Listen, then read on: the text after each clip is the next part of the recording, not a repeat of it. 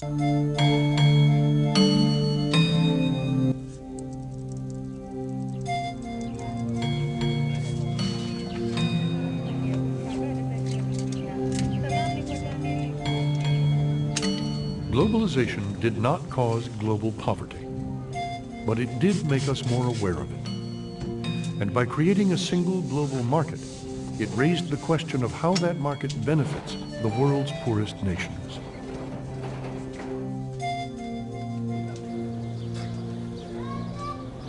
We are seeing around the world a movement towards greater reliance on markets, greater confidence in markets. But for that confidence to last, it has to be seen that these markets are fair, that they are delivering the benefits widely, that people are benefiting from them. And if they don't have that kind of legitimacy, then the confidence is not going to remain, and the markets will be vulnerable to disruption and being replaced by other kinds of controls. So every day the market has to earn and prove its legitimacy. And that's a big test, particularly in the developing world, where the number one issue is the issue of poverty. And that, more than anything else, is what these markets will be judged by.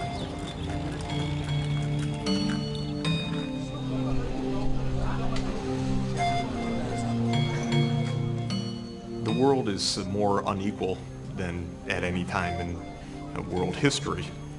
There's a basic reason for that, which is that 200 years ago, everybody was poor.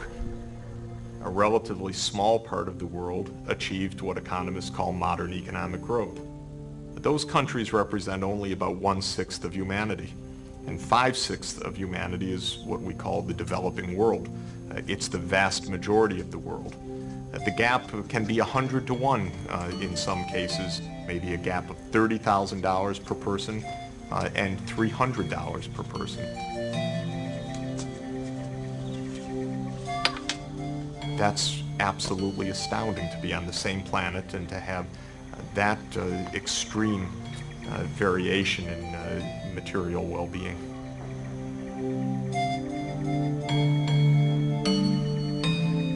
The problem is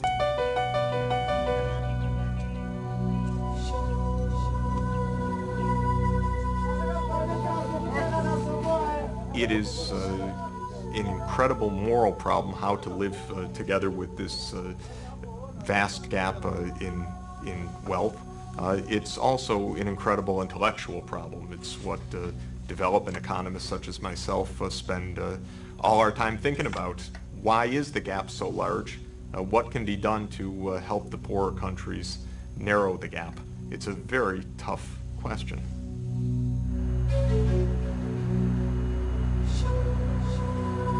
Places like Merelani in northern Tanzania are the bottom end of the global economy.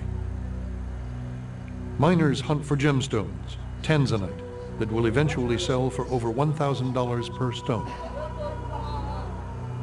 Some mines are too narrow for grown men to navigate. Those mines are left to children as young as 10, known as snake kids.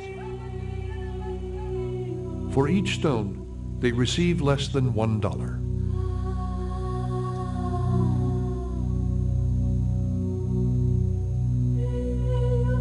Oliver Twist has come to town, and he's poor, and he's got a TV set, and he's able to see how you live.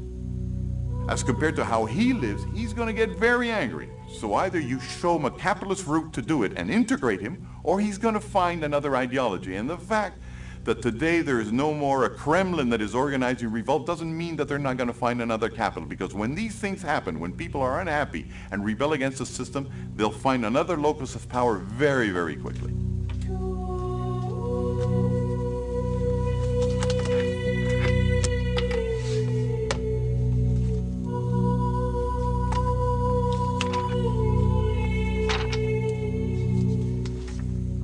I'm not one of these people that believes that economics solves all problems.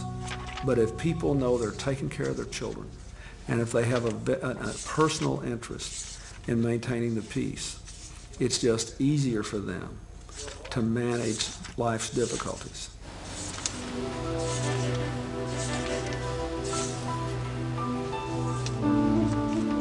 You know, it's no accident that the Nazi Party arose in Germany.